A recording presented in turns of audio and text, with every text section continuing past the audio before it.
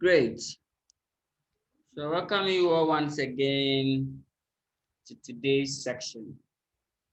Today we are going to look at an interesting section. So called standard costing and variance analysis. Good.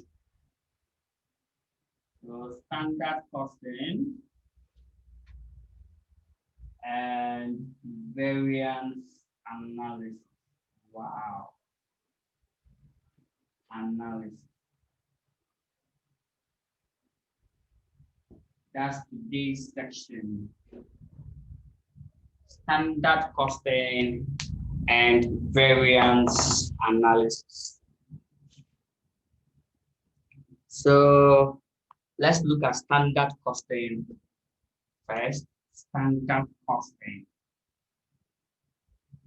Standard costing.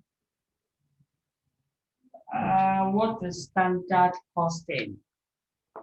Before I explain standard costing, let's look at the controlling process. Control in management accounting does not mean we should go and like supervise or go and then blowing the junior level managers. No.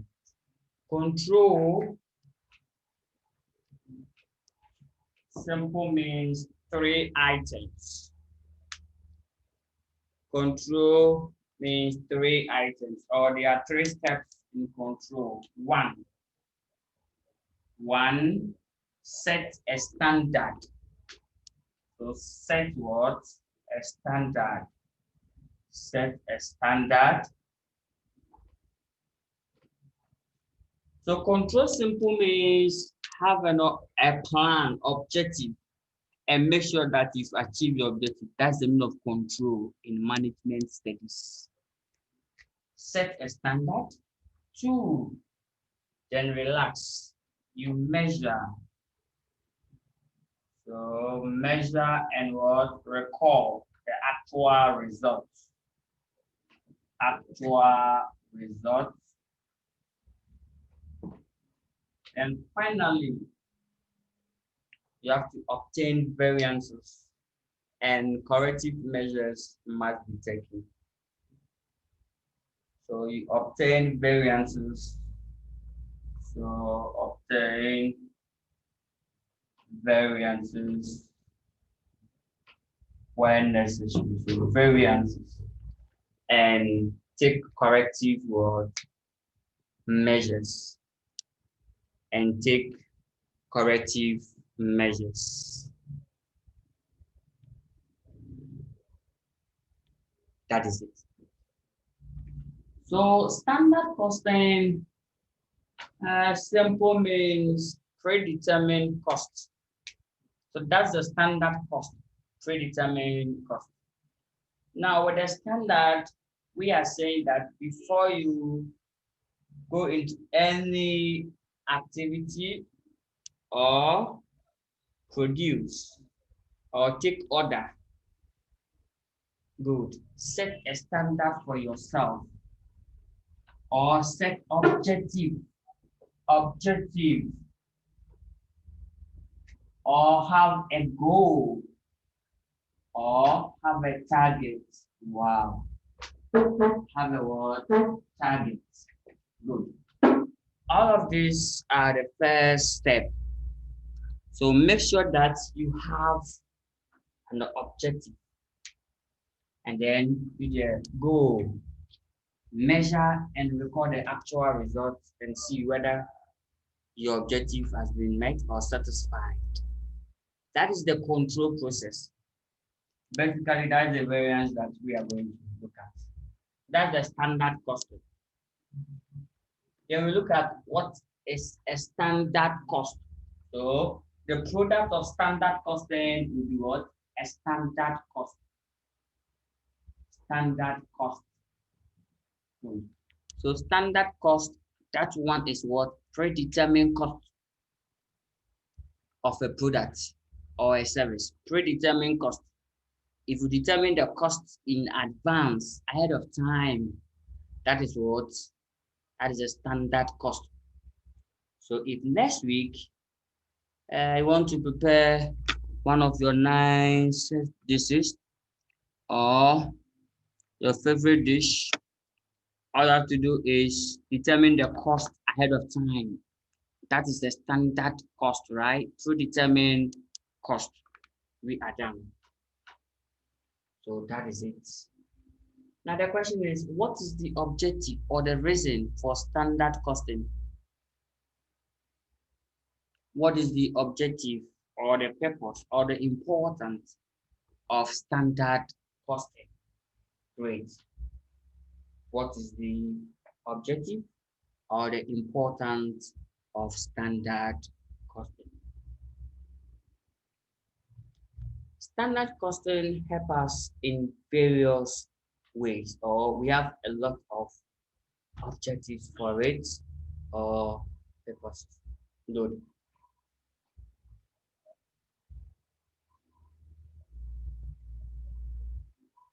Now, standard cost, the first objective or the purpose or the important or the uses, we use it to value inventory. So for inventory valuation, that is it, inventory valuation. So for inventory valuation, that is the standard. So now we are looking at the standard cost. We come to the measurement and the variance later. So standard cost. So we are saying that we use standard cost to value inventory. We use this or the important objective or the purpose. One, to value inventory. To what? Value inventory. Two, motivation. Yes, motivation. If you have objective or if you have a target or a goal for yourself and it happen that you're able to accomplish it, you'll be motivated. Or if you have an objective or a target to be achieved, you will be motivated to achieve it quickly than for you to work all day with that aim. Anything goes. For instance, you wake up early morning and then you just pick any vehicle to any destination. You don't know where you are going to, but if you know that you are going to, let's say, the capital city, just pick any vehicle to the capital city easily and you are motivated. Why? Because you know exactly where you are going to. That is it. Now, standard costing acts as the control device. Standard costing acts as control device, but for controlling purposes. For what? Controlling purposes. So let's call it control device. With the help of standard cost, we can be able to control our expenditure. So that is it. And then we use standard costing to appraise performance. So for performance appraiser. So for performance appraiser. Performance appraiser. But there are many. For directions, planning, standard costing for decision making. So it's for decision making. All of them are the uses. We are done with the uses of the standard cost. Okay, so now we know what a standard cost is. because they said they are costs that determined ahead of time, predetermined cost per unit. We know the uses. Now let's look at the type of standard, and then we see how to prepare a standard cost card. Type of what? Standard. Now your holiday assignment. Tomorrow is holiday in Ghana. So please, holiday assignment. I need 5 differences between standard costing and budgeting. So budget and standard, what is the difference? 5. I need 5. If you don't find any difference, then tell me 5 similarities. So budget and standard. Can you tell me the difference? 5. So 5 differences, 5 similarities of standard costing and budget or budgeting. So that is it. Deadline is tomorrow by this time. Great. Now let's go to the type of standard. Basically, there are 4 types of standard. 4 types of standard. Types of standard. So types, basically there are 4. Type 1, we have what we call ideal standard. Ideal standard. So ideal standard, but so type of standard. Ideal standard. 2, that's what we call attainable standard. Then 3, that's what we call basic standard, like a basic school. That's what we call current standard. Then we are done. Let's explain it. Current standard. Ideal standard. Ideal standard. Now, ideal standard is a standard that can be achieved or only be achieved under perfect condition. Under what? Perfect condition. That is the ideal standard. Like ideal college. How can you fail? Good. But certain schools too, how can you pass? Now let's move on with the game. Now, with the ideal standard, is a standard that is based on what? A perfect operating condition, perfect condition. Now, standard that is based on perfect condition, everything must be perfect. Perfect what? Condition. That means perfect condition means no wastage. No what? Wastage. No wastage. Wastage. No idle time. No breakdown.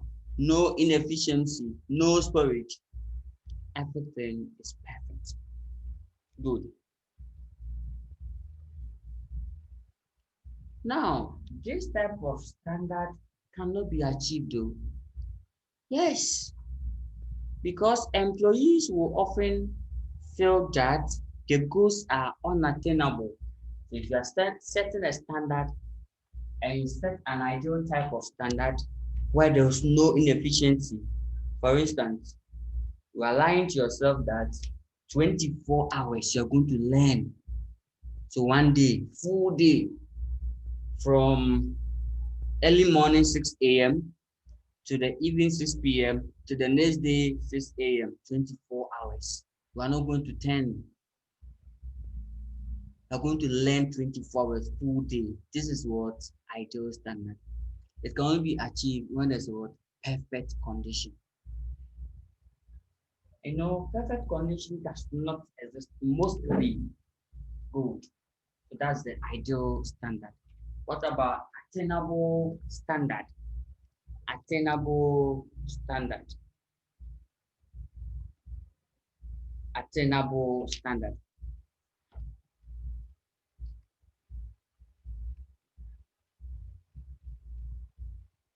So this is the standard based on what? Based on allowances for inefficiencies and wastage. So inefficiencies and what? Wastage.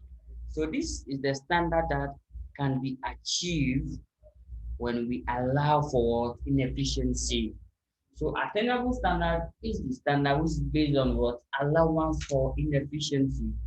That one assumes that there's no perfect condition. So let's allow, okay, I have one full day to learn, but within 24 hours, I will sleep 8 hours.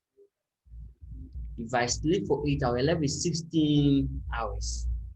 The 16 hours, I will eat and relax for 2 hours. So left with what? 14 hours. Out of the 14 hours, I will learn constantly for 3 hours and break for 2 hours and relax myself and come and continue. This is what attainable standard. Standard that you are allowing for what? Inefficiencies. Then let me reserve 1 hour spare time. If anything pop up, I'll use the last 1 hour to create it. So that's what attainable standard. And this standard can be achieved, unlike the ideal standard. Now, basic standard. Basic. This is coming from basic needs, right? Good, basic needs. So basic needs, we said they are needs that, in fact, they are the same. It has remained constant since. When have they changed the definition for basic needs? It's still the same. So basic needs like basically talks about food, clothes, and then security. So shelter, food, security. And then it has been the same since. So it means that basic needs will be the same. So let's bring it here. Basic standard. So basic standard is a standard that remain fixed or unchanged for long period of time.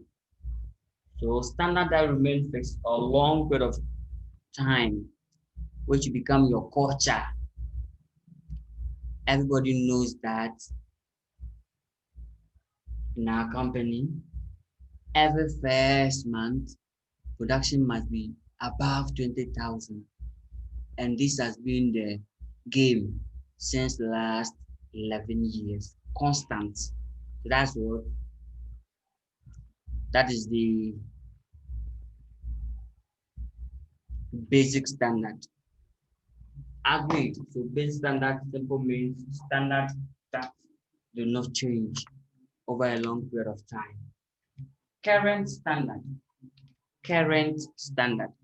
With a current standard is the standard that considers the current condition. Standard that considers what? Current condition. So if you are determining a standard, setting an objective for yourself, and you consider COVID, it's called standard, current standard. If you are setting up a standard and you use the current condition as the basis for determination of your standard, then such standard is called current standard. So current standard are the standards that's based on the current condition. So 2020, if you set the standard based on COVID, then we are saying that standard is called current standard. I am done. Now let's move on.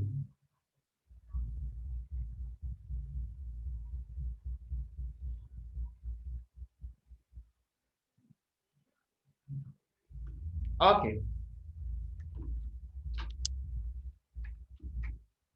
Now, we are done with the types. And left with your holiday assignment. We are done.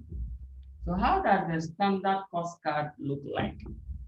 If you know how to prepare a cost card, it's still the same as a standard cost card.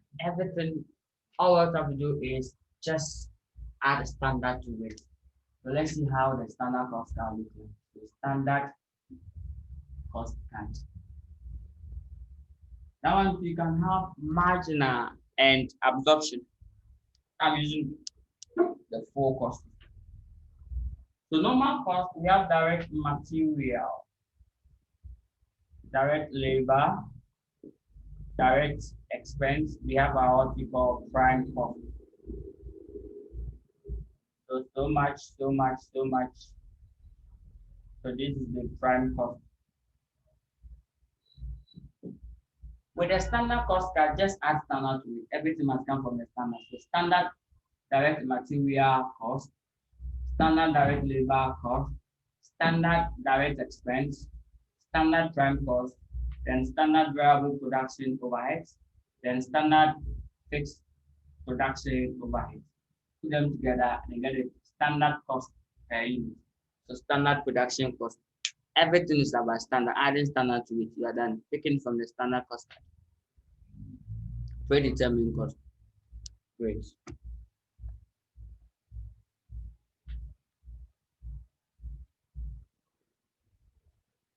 Okay. So basically, that is it. So now we are going to look at the variance analysis. The variance analysis. This is the heartbeat. This is what the heartbeat. The variance analysis. Now let's look at variance analysis. Variance analysis.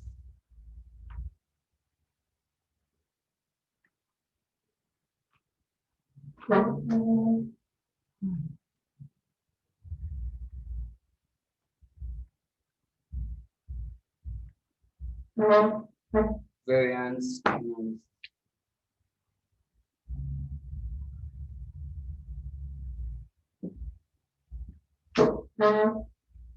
Great. Now with variance, variance simply means the difference between the standard results and what the actual results. So standard result, the difference between the standard results and the actual results. You say step 1, step the standard, step 2, get the actual, step 3, get the variance, that's all. So that's the formula for finding variance. So the standard minus what? The actual. That is great.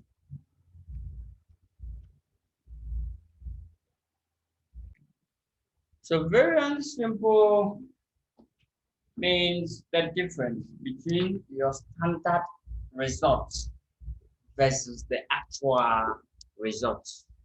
That give us variance. We are done. Please, there are various types of variances. Let's look at them. Basically, variance can be grouped into two: cost variances and sales variances. That's the revenue variances.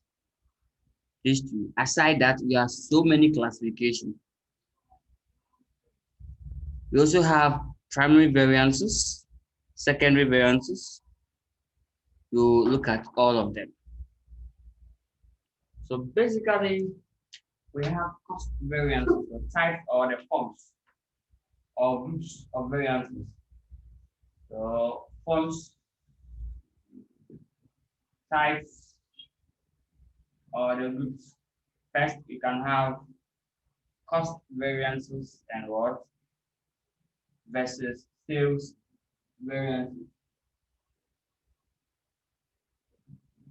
Two, we will have primary variances versus secondary variances. Three, we have planning variances and operational variances. Planning variances and operational variances. 4, we have mixed variances and yield variance. So basically, these are a classification or the groups of variance: mixed or yield, planning, and operational. Okay, now let's look at the cost variances into detail.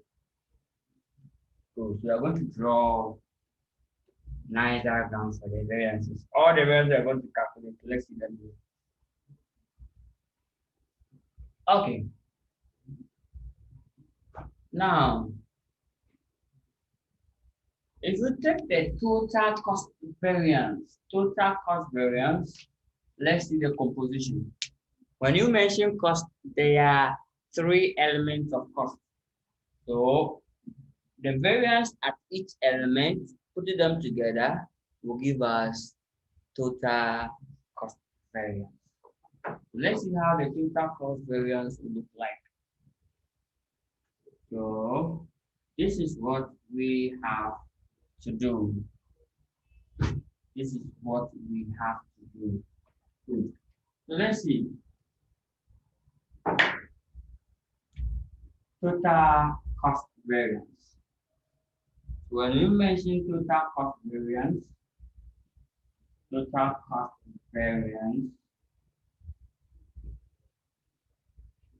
it's made up of basically 3 items. First, item on the list, because we have 3 elements of cost. 3 words, elements of cost. It's made up of material, direct material, direct labor, and what? Overhead. So these are the 3 elements of cost. Great. So it means that variance at each stage will give us the total variance. Therefore, we call total is I'll use shortcut to record it. But you can write the full version. Total material cost variance. It's made up of total material cost variance plus. So let me do it this way. Let's do it this way. So something like this. Good. We have here total material cost variance. So something like this. Total labor cost variance. Then overheads. Total overheads variance. Agreed. So total overhead variance. Material can be divided into again grades. So you can have price and the usage variance. So material price variance. And here's material usage variance. Great. Total labor cost variance can also be divided into 2. Price of the labor is called wage rate. And the wage or the rate. So labor rate variance. And then you can have what you call material usage, but in that of the labor, we will not call it usage, we will call it what? Efficiency. So labor efficiency variance. How we get it? Labor efficiency variance. Great. Then the total overheads, the stubborn one, can be subdivided into 2. We have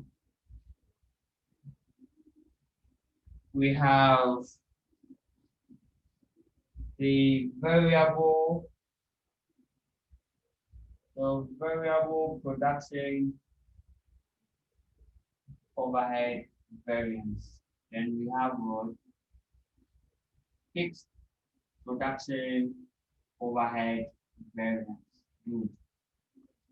The variable can be divided into two. We have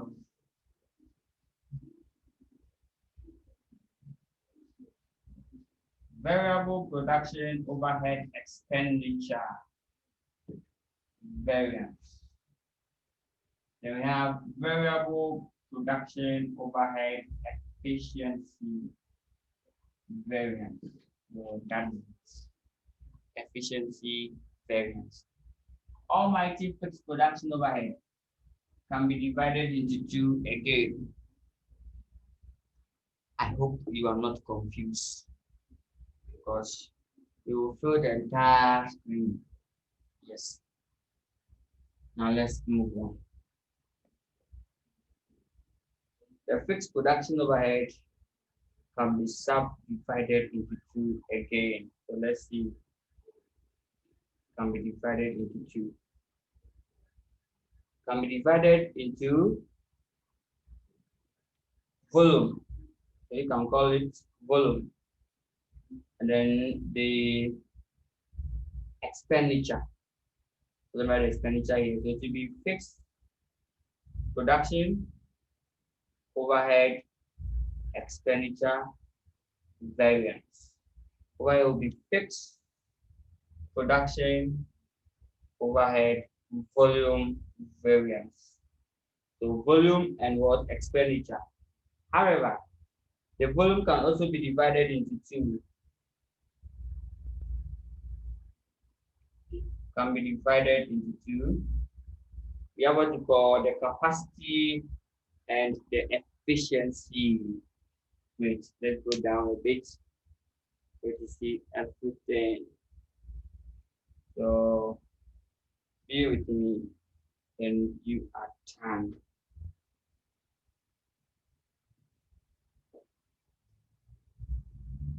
Great.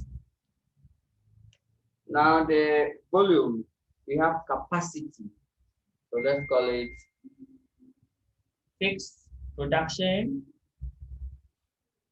overhead, fixed production overhead volume capacity variance. And then you can also have fixed production overhead volume efficiency variance. Great. Now, this can also be divided into two. The usage can also be divided into two nicely. We have the mix and the yield. Good. That is all. So these are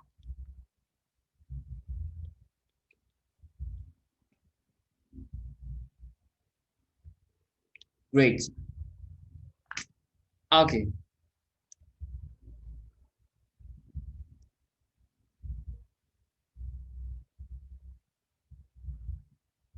Okay, I will take it again. This time around, I will not use their name.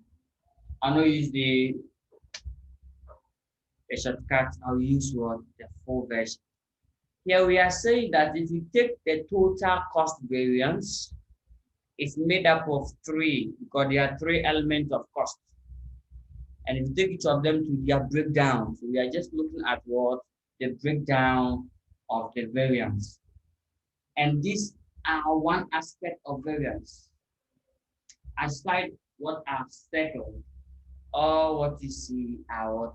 Primary variance. These are not secondary variance. Good. Okay, so this is what we're talking about. Let's start again. Now be with me. You don't need to We are saying that variance can be grouped into three. That's three. Why? We will have what? Material variance, so material, labor, and what? Overheads. So this is what we are saying. We are saying that the total cost variance is made up of material variance, labor variance, and overhead variance. Putting this together is what we get is average, because material plus labor plus overhead is equal to total cost. So the total cost variance should comprise of all this.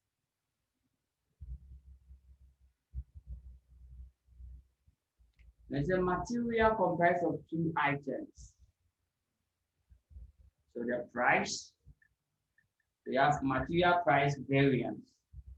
So we have what? Usage variance. Good. We said the labor to have two slots. We have the rates. So rates, and we have what? Efficiency. Efficiency variance. So that is it. Stuff here.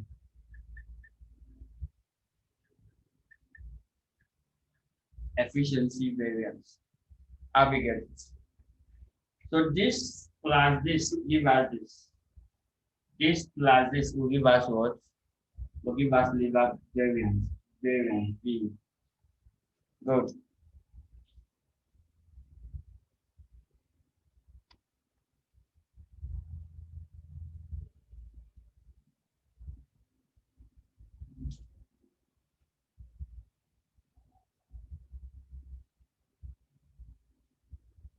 Okay.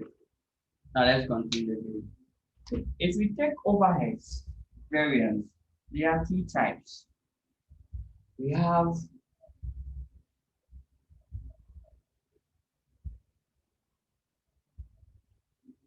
variable overheads. So variable and what? Fixed. So they are fixed overheads. So variable overheads variance, and then fixed overhead was variance. But these overheads are called production overheads. They are the production overheads. Good. So variable production overhead, fixed production overhead. Then let's see. The variable overheads can be subdivided into what? Two. So it can be divided into two. Great. So something like this. Can be divided into expenditure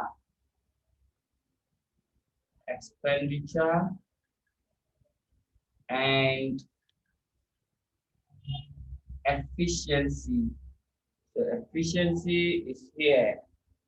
Perfect efficiency. Now the fixed can also be divided into two. Fixed can also be divided into two. Fixed can also be divided into two.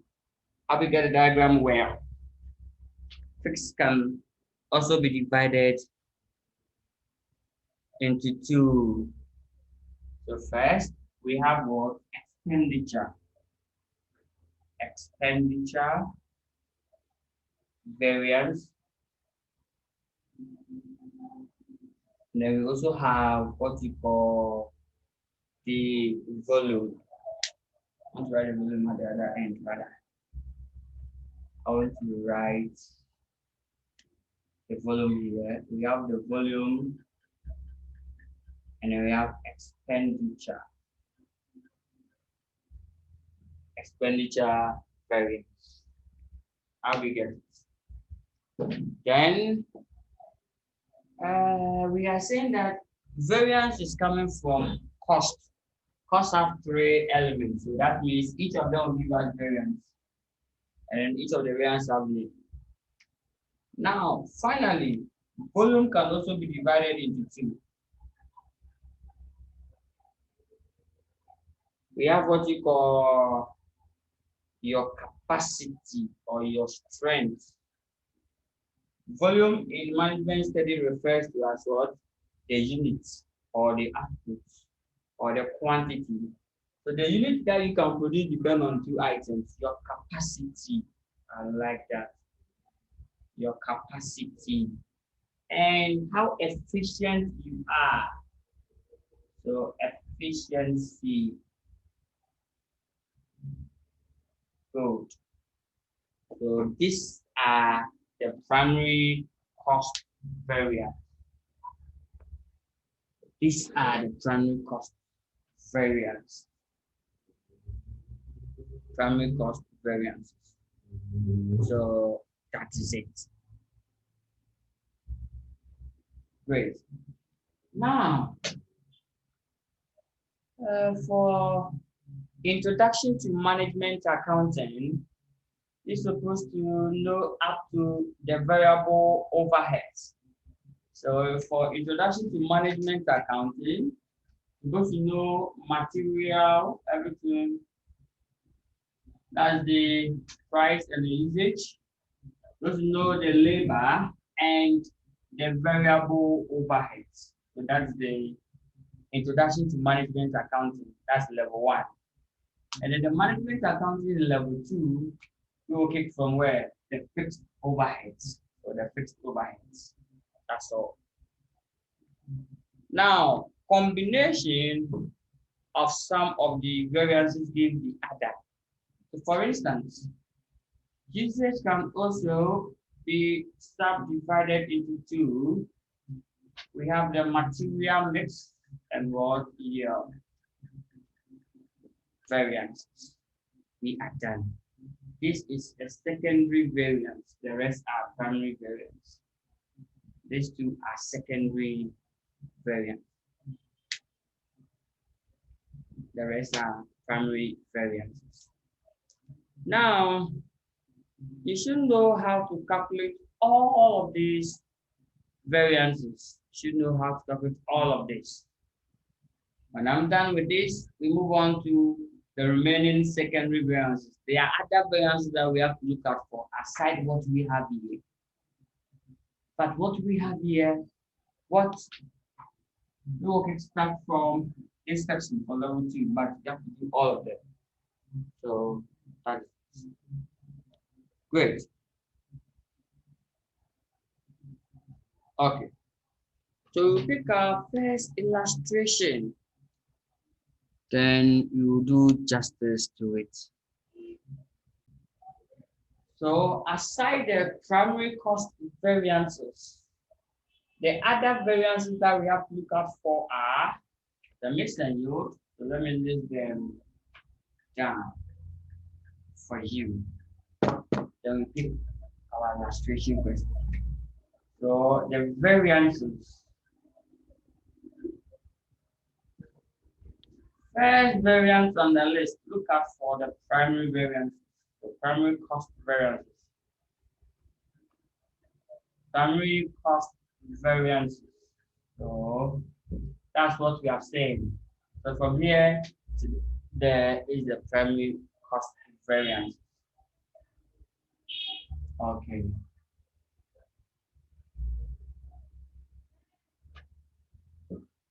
Two, with sales variances. Sales variances.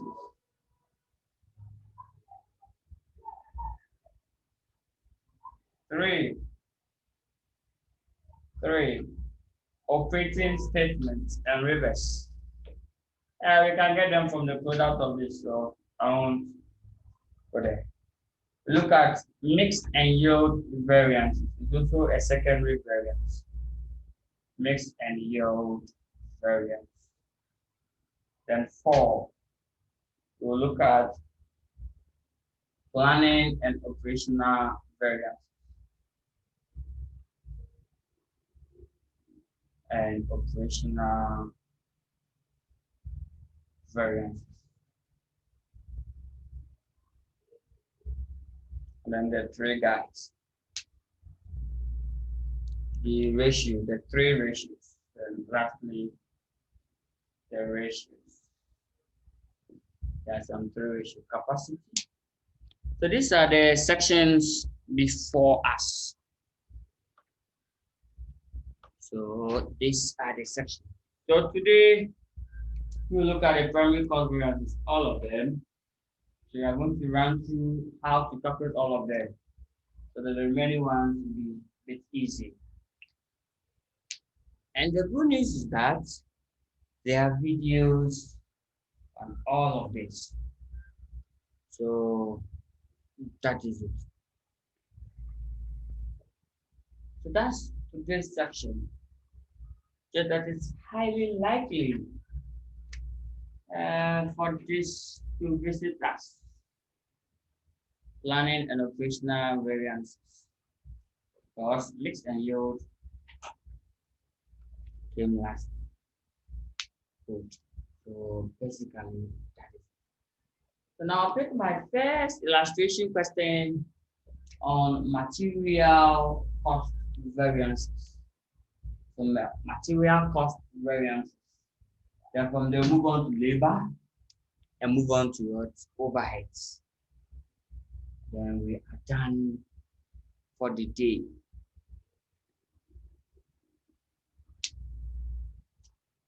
Great.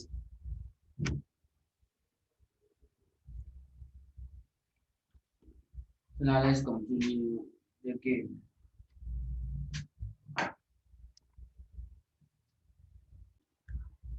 Great, so let's resume the game.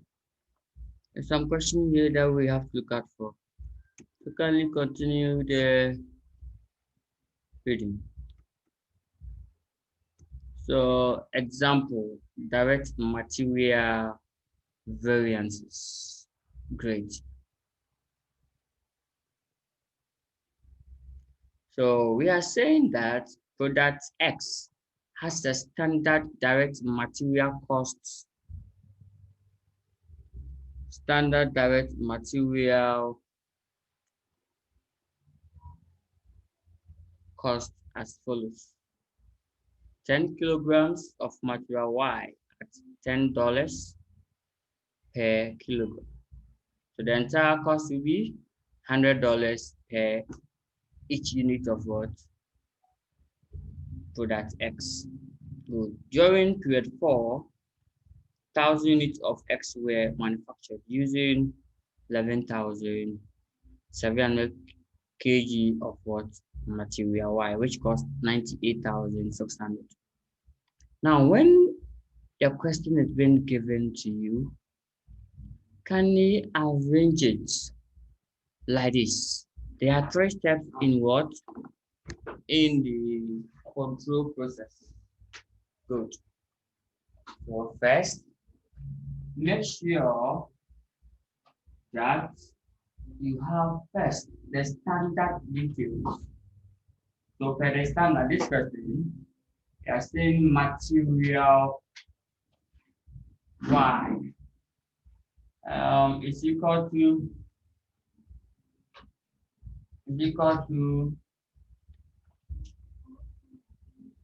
open a bracket 10 kgs at $10.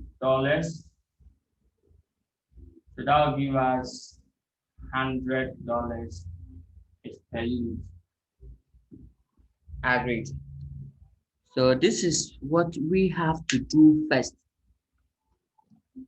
Always get the standard details like this. So the units, that means each unit of the product is called product X. That's the name of the product what? X. So each unit of product X, they need 10 kg of material Y. And each kg is costing us, or the price of the material is at what? 10 Ghana cents. Now value that we get $100, that is $10. So $100, then that's the $100 per unit. Then you go to the actual data. The actual data, they said that in period 4, 1,000 units were produced. So production unit is what? 1,000. So period 4, production units is what? 1,000. That is the production unit. So the production unit is equal to, or let's make it this way. Production is equal to 1,000 units.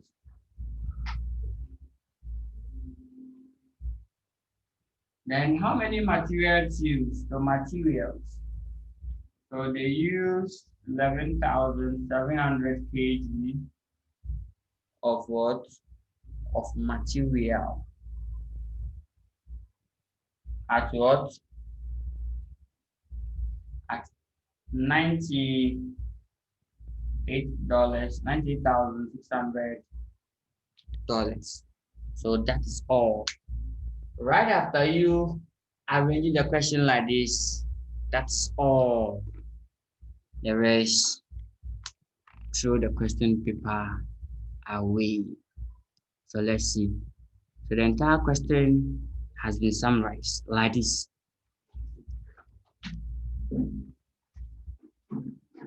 Okay. Great. We said that there are 3 steps in controlling process or the control process. Step 1, set the standard. Step 2, measure and record the actual. Step 3, then you have to calculate the variance measurements. So when we give you the 2 steps, you have to find step 3 for us. Then you are done. Now let's continue the game. So we are going to find total material cost variance. Now let's see. Total material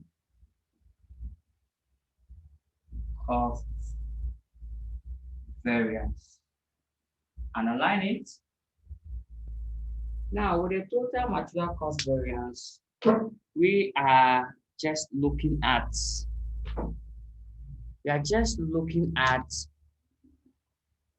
the difference between the standard material cost for actual production and the actual cost. That is it. So the standard cost. So now let's do some exercise here. Please, variance, keep them short. No formula. Can you use the principle for us? Now, with the variance, only 2 steps, you are done. Expected, actual, variance, you are done. Expected, actual, variance, you are done. Or it should have cost us this, but it did cost us variance, you are done. So if you want to get the total material cost variance, all that we do is compare the expected to that of what? Actual. That's all. Now the question is, how do you get the expected? How do you get the actual? That's all. How do you get the expected? How do you get the actual? Let's do some small exercise here. Per the standard, if you want to produce a unit, it must cost you what? $100 per unit, per your standard. Each unit that you produce, it must cost you what? $100. So right now, let's assume that you're able to produce just one. What will be the expected cost? If you produce only one of the units, then expected, you are expected to incur one by what? The $100. What is the expected cost per unit or the standard cost per unit? And if you're able to produce just one. Okay, what if you produce 200? Then it will be 200 by what? $100. And that will give us That's $2,000, $20,000.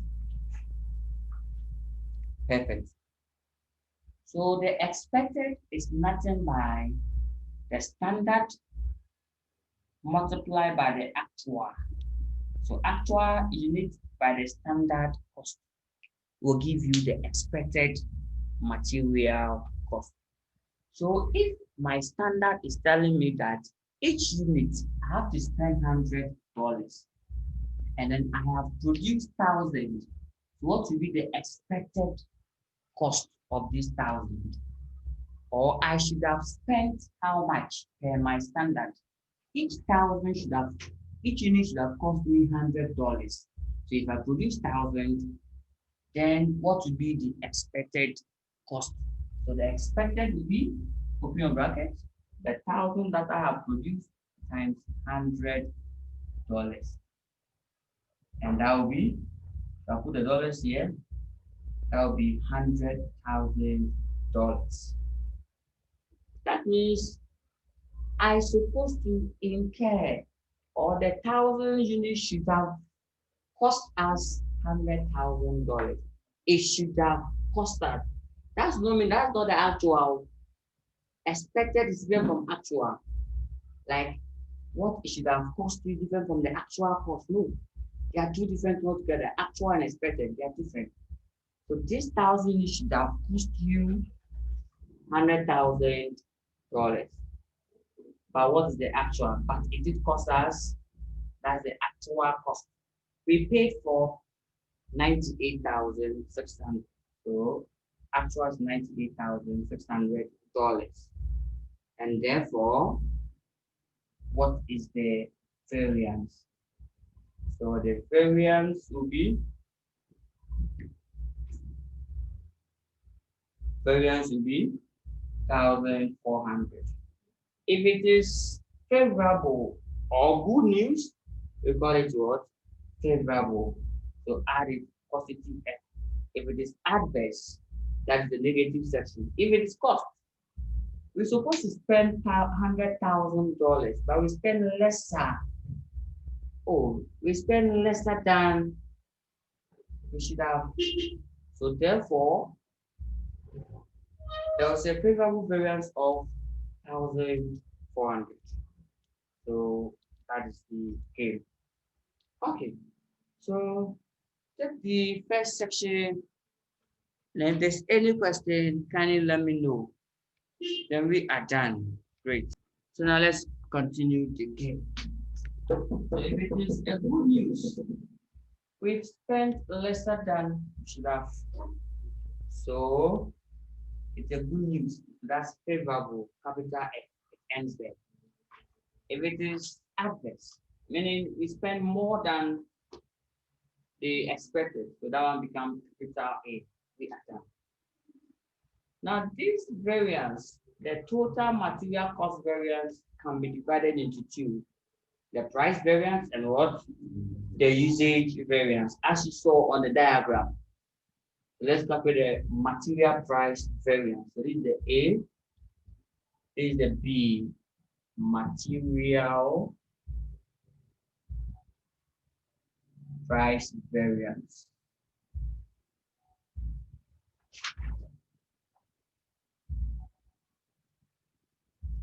Good.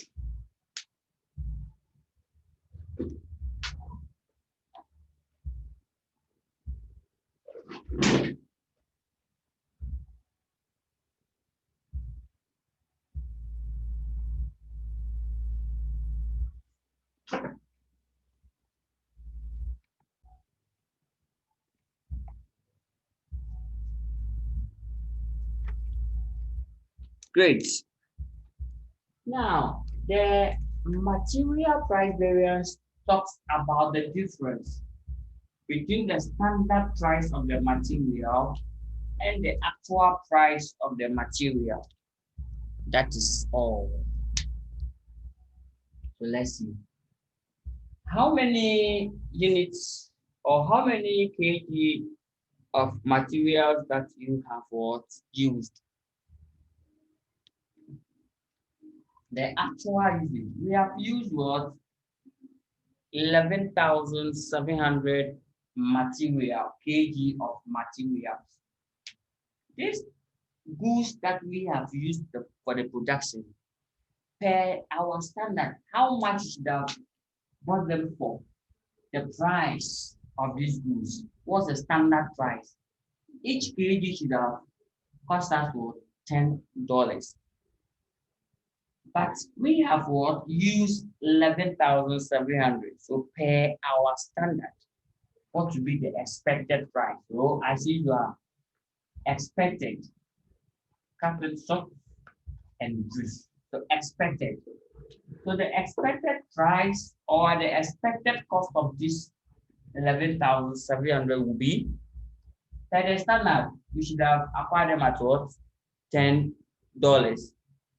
So therefore, it will be this 11,700. We should have bought them at what? $10. So therefore, we should have spent $117,000. What about the actual? We spent still 98,600 for this material. Wow. So what is the variance? What is the variance? So the variance will be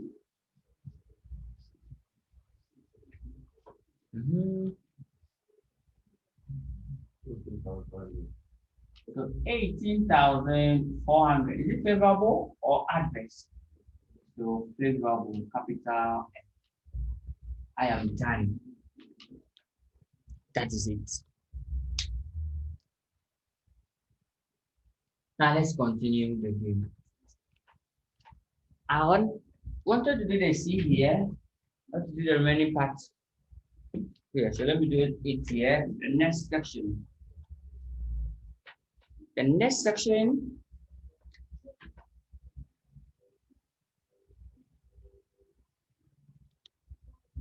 section is C. We said that the total material cost can break down into what? Two. Price and what? The usage. So we have what we call material usage variance. I like that. That one too. Here, usage. It deal with the usage. Some deal with the price. And this one deal with the totality, the cost. I mean, how we get it. Great.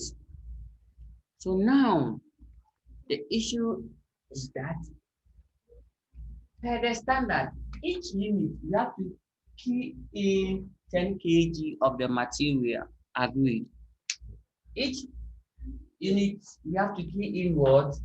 10 kg of the materials. 10 kg of the material. 10 kg of the material. So if I should produce one unit, I have to spend how many kg? 10 kg. I have to consume or utilize 10 kg. But here we have produced what? 1,000. What would be the expected unit? So here, let me put kg here. So we put expected. So we should have used how many quantities of the material per the budget or per the standard? Per our standard, each product we have to use 10 kg. And now we have produced what? 1,000. So how many kgs that we should have used? Okay, so we should have used 1,000 by the standard usage per kg. So 1,000 units by the 10 kg. We should have used what? 10,000 kg. 10,000 kg of materials. What about the actual? Actual kg of material. We use what? 11,700, giving us a variance of what? 1,700 kg. Adverse or favorable? Yes, adverse. Why? Why is it adverse? It is adverse because we have used more than what we're supposed to. We're supposed to use 10,000, but we end up using 11,700. So it's what? Adverse. That is the bad news. That is the bad news. Good. Now, variances. Most often, you want to report them in monetary form. These ones are units. So in terms of unit or materials, we have to use them more by kg, 1,700 kilograms. So let's convert this into what? Into monetary form. To convert this to monetary form, in fact, here there's a secret behind. Anytime you have units or kg that you want to convert into a value, you multiply it by the standard price of that item. What's the standard price? So don't forget, even though there's kg here, I wrote it here for a purpose to remind you which of the price are you going to use. Is it actual? You want the standard? Yes, not the 100 here, no, but it's what? The $10. So we call it standard material price, which is what? $10. So therefore, if I multiply this, I'll get 17,000 adverse. 17,000 and I can put the dollars here. Then that is the end of the game. Okay. So the material usage is adverse of 17,000. Now let's do some summary check here. Summary. In summary,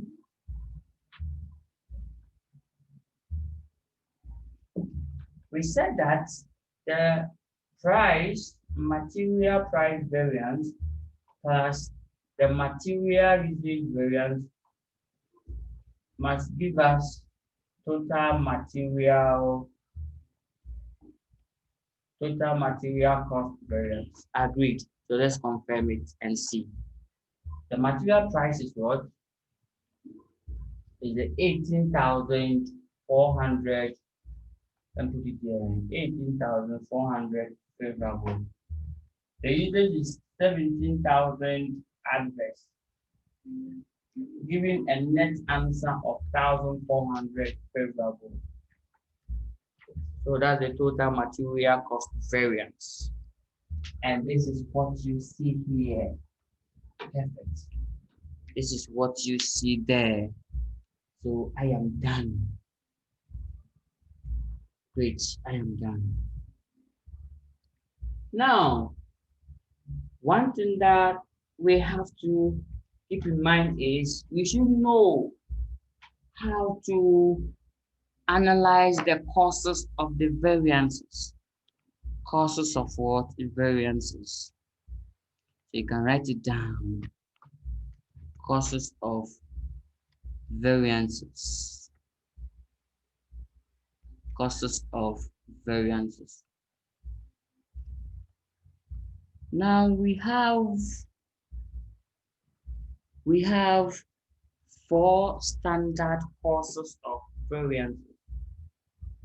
4 standard causes of variances. We call it general. The 4 general causes of variances. And then we have specific causes of variances. That is all. So specific causes of what? Variances. So now I'll give you the standard or the 4 general The four general causes. So number one, that one I will not write it on the board. Yes, because I don't have space. Can you write it down for me? Because I'll use this item. So the general causes of what? Variances. They are one,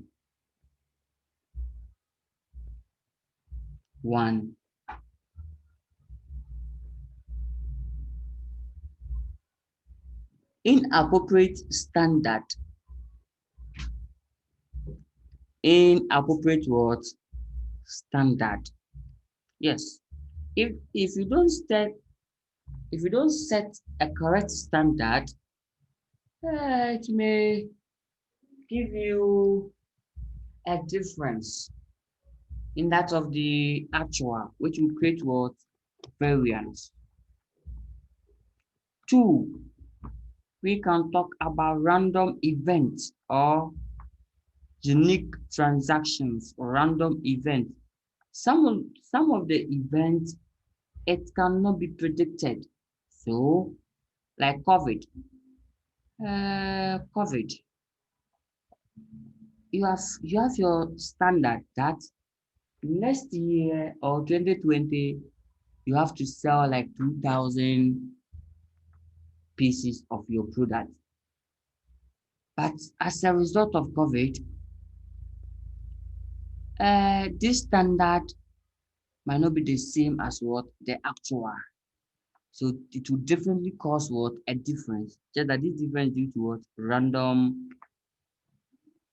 event. So a clear example is what? Flu or epidemic. And a clear example is COVID-19. It will come and destroy your standard, your plans for you.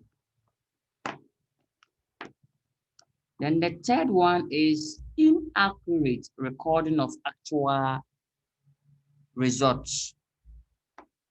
Inaccurate of recording of what? Actual results or errors in recording actual results. Errors.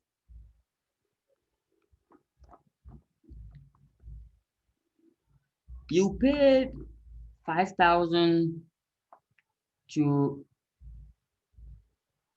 acquire the goods at Kantamantu or Abusokai. Great. You came home or came to the office and now you are recording a different amount in the cost card or cost sheet. Good. Differently. The cost difference. The last one is operating inefficiency. Operating inefficiency. Here we are saying that if the variance is not caused by any of the three I've mentioned, then it's caused by operational inefficiency. We are done. Now, aside these general causes of variance, we also have specific causes. So for instance, this material price variance favorable that we have here, what do you think can cause the material price variance favorable? That means the price that we had was very cheap than the standard price. Good. So that means the goods are of what? Low quality. Yes. In quotes, inferior goods. Usually such goods are not expensive. So when you go and mix substandard goods, definitely they will give you a good variance in terms of the price. Good.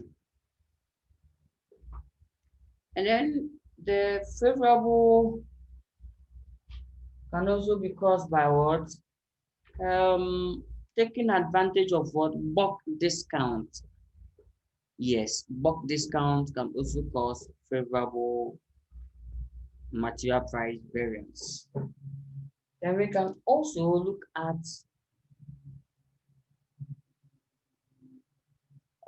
if you take a critical assessment before buying your material, you can get the price cheap or using a competitive market. Some people, when they go to the market, you don't want to buy just tomato, they ask the price from different, about 5 people. Just a small basket of tomato that you want to buy. You are asking about 5 different people prices as if you are going to buy the entire tomato on the market. Yes. So if you don't take critical assessment of the product, you may end up buying at what? At a higher price. So that is it. How you get it. Now what about adverse? Just turn these points upside down. The reverse of these points. Good. And here, in fact, the variable, we can also talk about the reduction in price. Maybe I've set my budget or my standard that I'll buy them at $10. I went to the market. A day before, prepared to go to the market, there was a reduction in the price of the goods that I want to buy. Oh, that's good news. It will help me to obtain what? A favorable variance. Good. So that is it. So this is the cost. Now let's go to the usage. The usage variance. What do you think will cause both adverse and favorable? Like causes of adverse or favorable variances in the material usage. Adverse occur when you use more. Great. When you use more. Now, let's look at the favorable first, then we consider the adverse. When you take out the material usage variance, if it's favorable, then it suggests that the material that you use, they are of what? Higher quality than the standard. Quality material, you end up using little. But the inferior material, use more.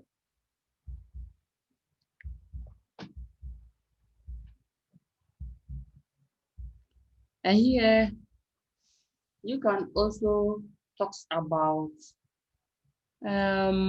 training.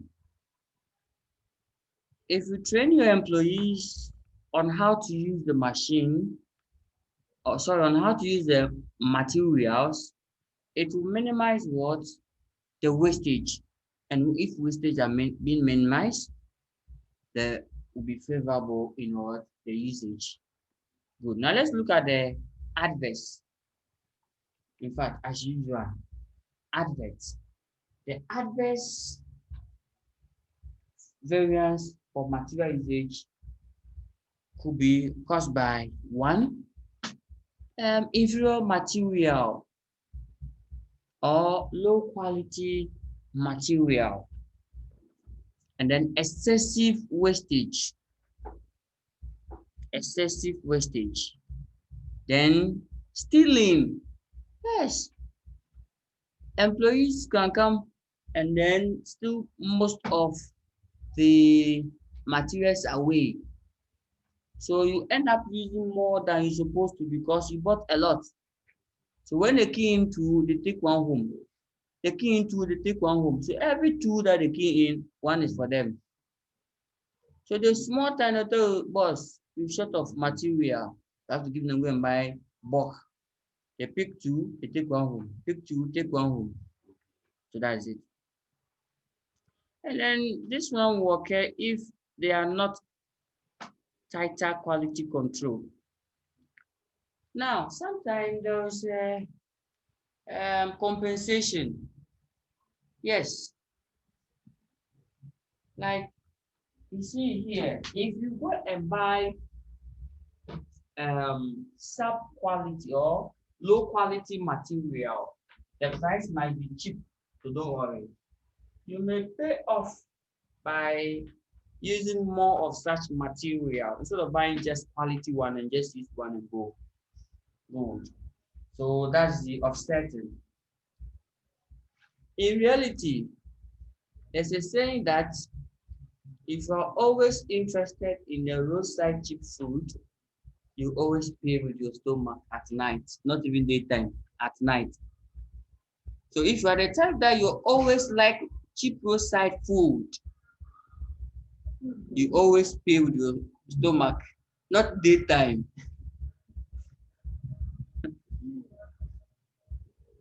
at night. That's the most painful aspect. Good.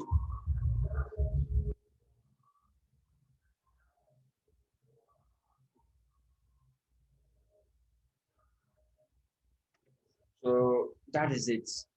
So the variance would definitely be adverse. If you go and buy the food, you buy the cheaper one at the roadside, forgetting that you are cheating the woman. Especially for those who buy watching, if you want to watch, let's say 60 days, you buy two, 3, hoping that it will be more, right? The price will be a bit lower. Don't worry. The usage, the usage at night will give you adverse variance. That is it. Okay. Now I'm done with material. I have spent much time here. Why? Because material, labor, and overheads, the variable overheads, they follow the same pattern. They follow what? The same pattern. You are going to use this to clear the remaining ones. Good. Now,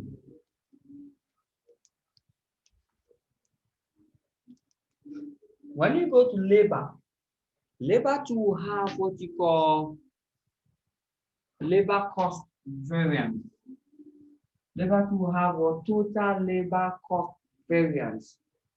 Just that in labor, the price of labor will change. We call it what? Rate or wage. Labor rate variance or labor wage variance. That is it. We can say price of what? Labor. No. So that is it. Then usage. We don't use labor. Instead, we just hide their time. So we place this by what? Efficiency. The calculations are the same. So because of the labor, it will be like hours. So when I give you the question, convert it like this, hours, maybe 3 hours at work, $15. So that will give us 45. That's the labor cost. Agreed. Then the same scenario continues. You go to the actual, the number of hours that you spent on the job, actual hours, then you start again. So please, you are going to follow the same format. Remember to keep it short. Expected, actual, variance, 3 steps. Expected, actual, variance, 3 steps. You are done. Okay.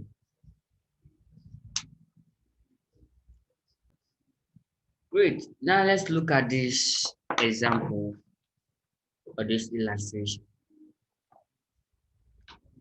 It states that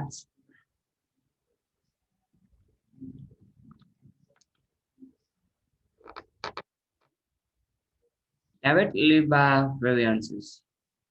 Calculate the direct labor total, that labor cost in total, or total direct labor cost variance, that labor rate variance, that labor efficiency or productivity variance, which follow the same thing.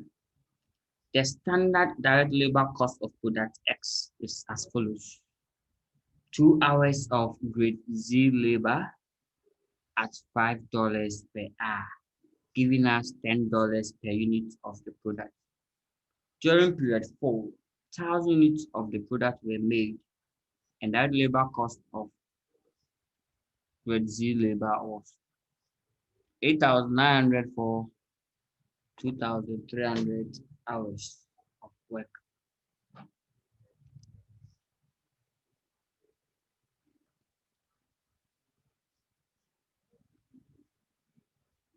So let's see. So when a question is given to us like this, we still have to arrange it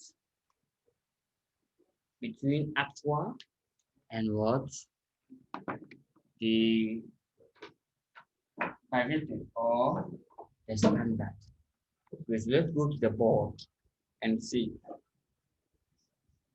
So in short, standard. So for the standard,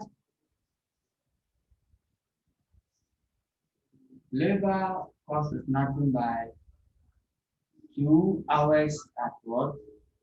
$5, giving us $10 per unit.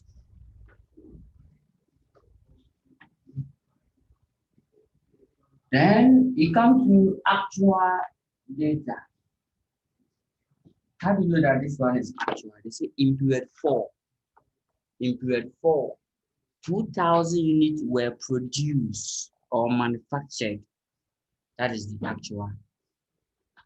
So the actual period 4 production unit is equal to 1,000 units.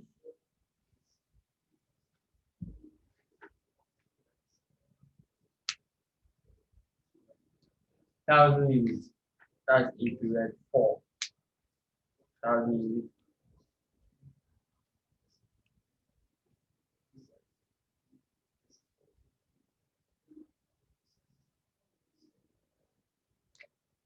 Then they use labor hours of or labor costs.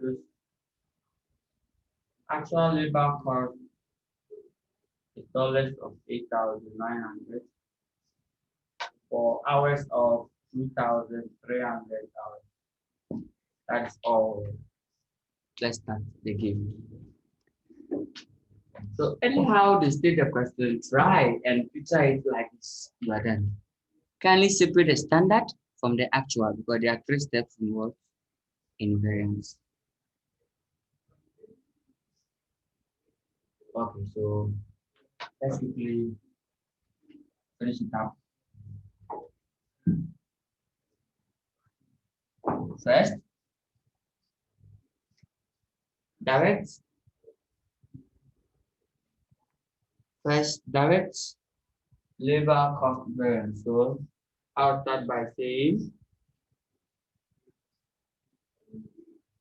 total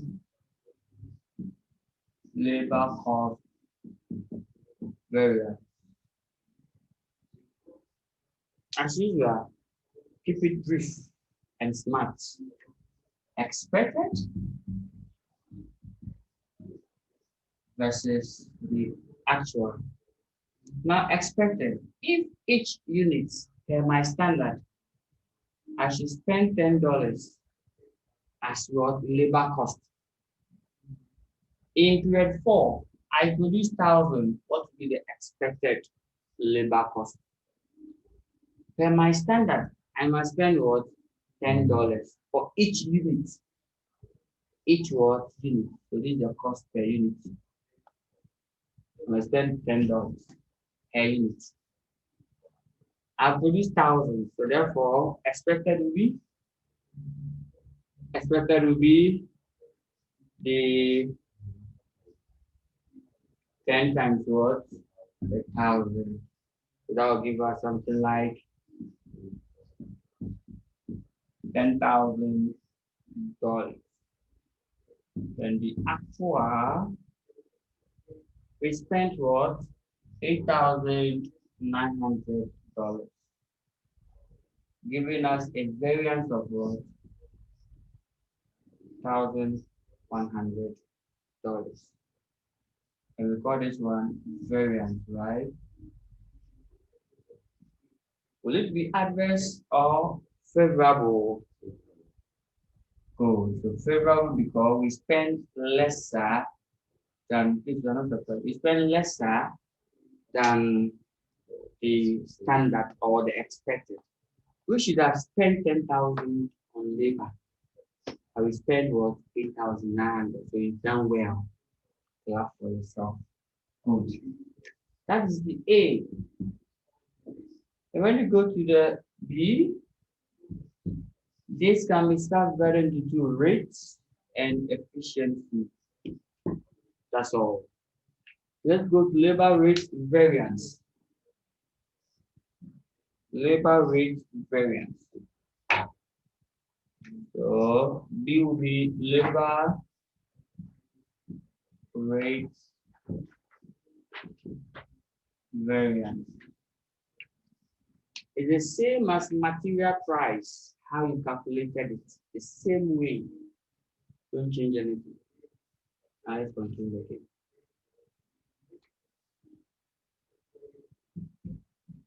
As you are expected, this one talks about rate per hour. Check the standard rate. We are saying that each hour that I have employed or each hour that I will employ, it must cost me $5. So each hour, the rate is what?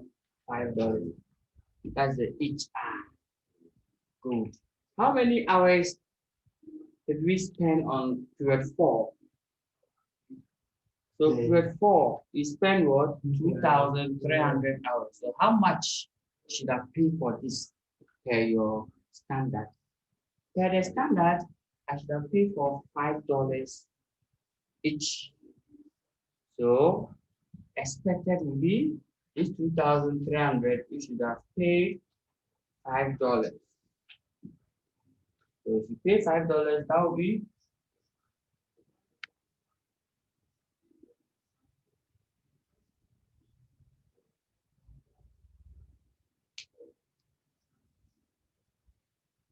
that will give us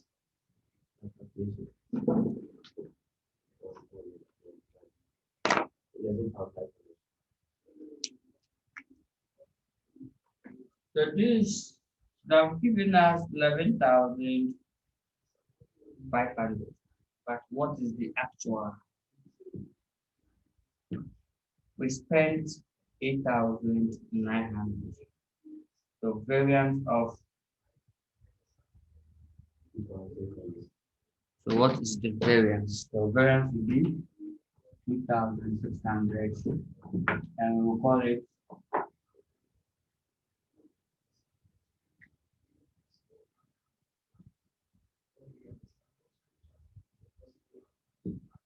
now be favorable, right?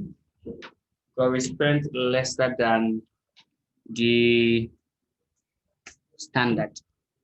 Now let's continue again. I should I'll do the many section here.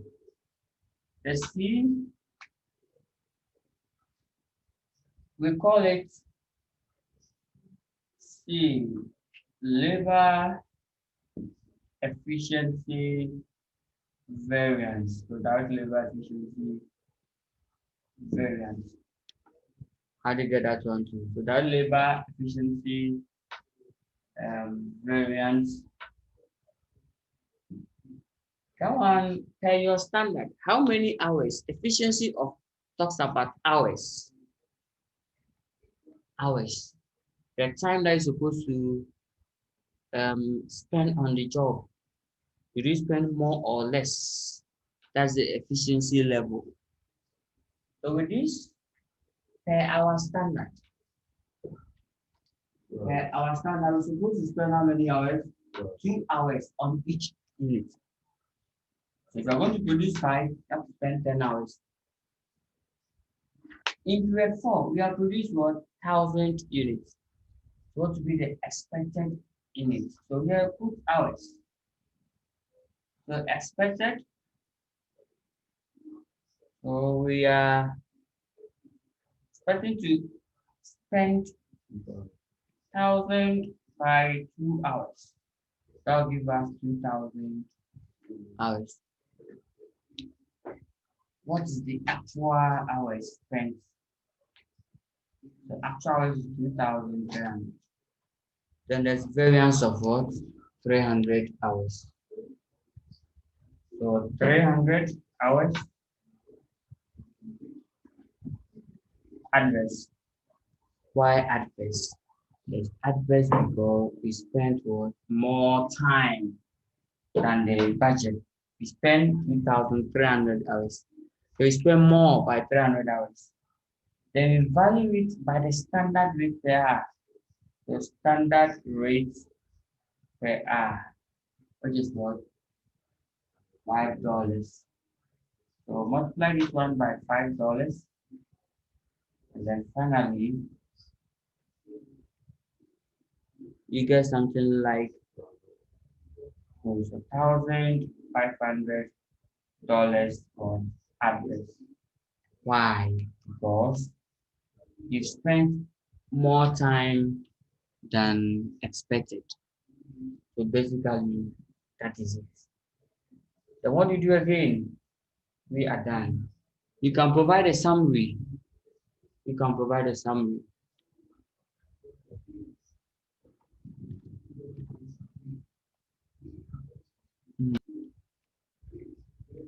So you can do the summary. Putting these two variants together, 2,600 favorable plus 1,500 adverse. It must result to 1,100 favorable. Then we are done. So that's the summary. You should know the cost of the labor variances. What we call labor variances? Training, absenteeism, all these. So that is it.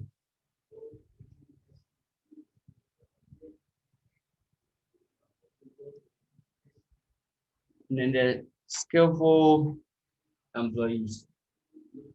Now let's go to variable production overheads. That one also follow the same procedure.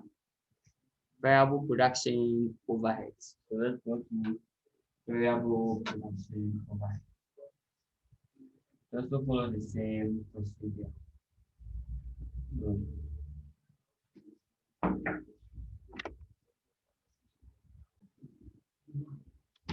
Okay, now let's look at this question.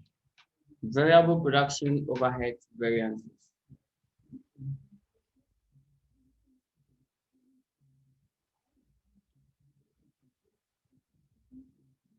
With that one, most often it moves in line with the labor.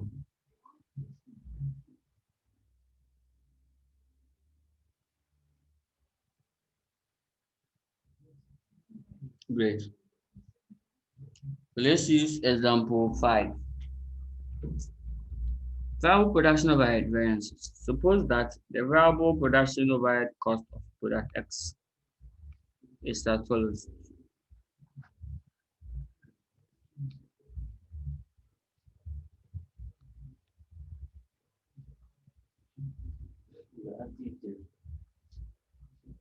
Good. So suppose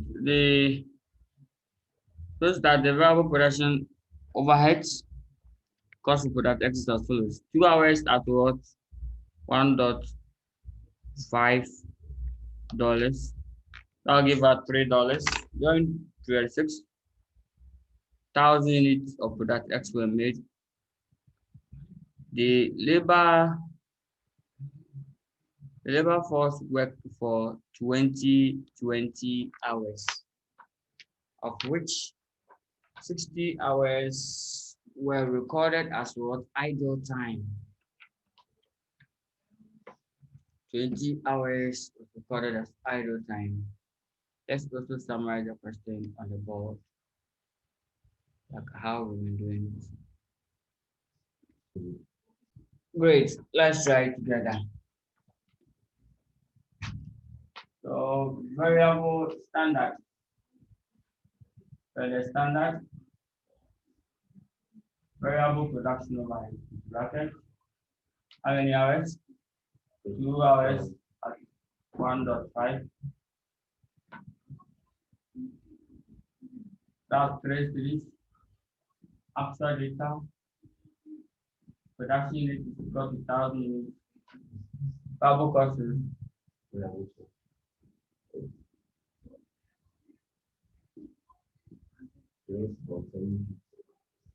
Variable cost is variable cost. So production overhead cost actual 3,000 using command with a match for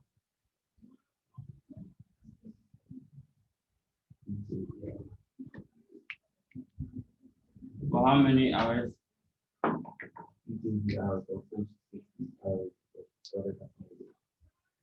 So 220 hours, of which 50 hours is recorded as well idle time. So therefore, the actual hours for production is what? 20 less. So this one give us 1,960, right? So 1,960 hours. Idle time is the time such as what? Time where no effective production is going on, where the employees are eating, maybe canteen time or lunch time.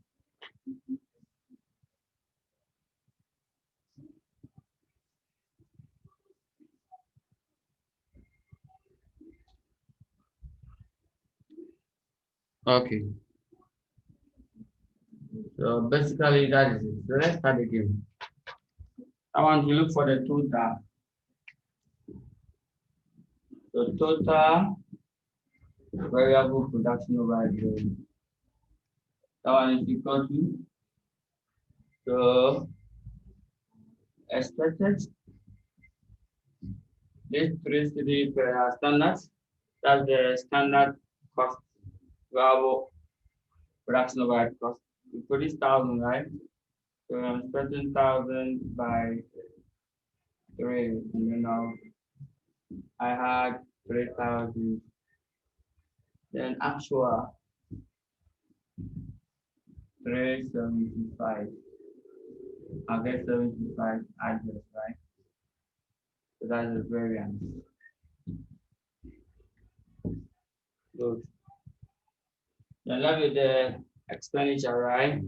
So the price divider is called expenditure. So A, B, variable production expenditure, variable production overhead, expenditure variance. So the expenditure is the price. Now this actual 1960, the actual 1960, because that rate are not going to pay them. The actual 1960 per hour standard should have spent was the 1960 times dollar of 1.5. I rate am no be part. So 2,940, right? So then what about the actual? Actual is 3,075. The variance of 1,355 address. So address we are done. Then we go to the efficiency. The efficiency. So see, let's do the efficiency here. Oh, sorry, stop holding come. So see, let's do the efficiency. The efficiency variable production overhead efficiency variance. Now I'm doing the hours. So I'll put hours here. Expected hours. So the expected hours will be the unit that you produce 2 hours at what? At 1,000 units. That will give us 2,000 hours. And then the actual hours work. So actual hours 1,009. Yes, 1960. That's the actual hours work. So the variance of the variance of what? So 40 hours variance, 40 hours. And this one is favorable. Why favorable? Why favorable? It's favorable because we spend lesser time than the expected. Then valued by the standard rate per hour. The standard rate per hour happens to be 1.5. So this value around $1.5. This one give us about total of okay. Great. Then we should take the efficiency again. So let's take the efficiency again. So we should take it again. Efficiency. So call it variable production overhead efficiency variance. Expected. Since you do with hours, so expected hours. So pay your standard, each product has to spend 2 hours. We produce 1,000, so we expected to spend 1,000, 2,000 hours. What's the actual hours spent? Actual hours spent is 1960. There's a variance of what? 40. And this 40 is what? 40 hours favorable. Then you find the standard rate per hour. The standard rate per hour is $1.5. So the variance will be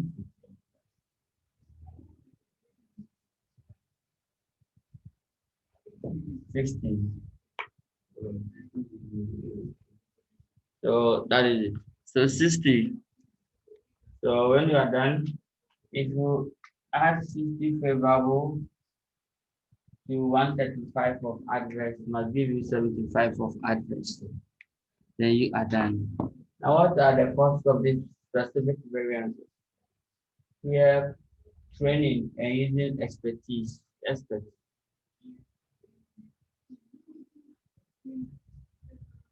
Then we are done. So training, skillful can cause the variances here. So this is how far the good Lord bring us for today. On that note, we call it a successful class. If you have any question, kindly let me know. So just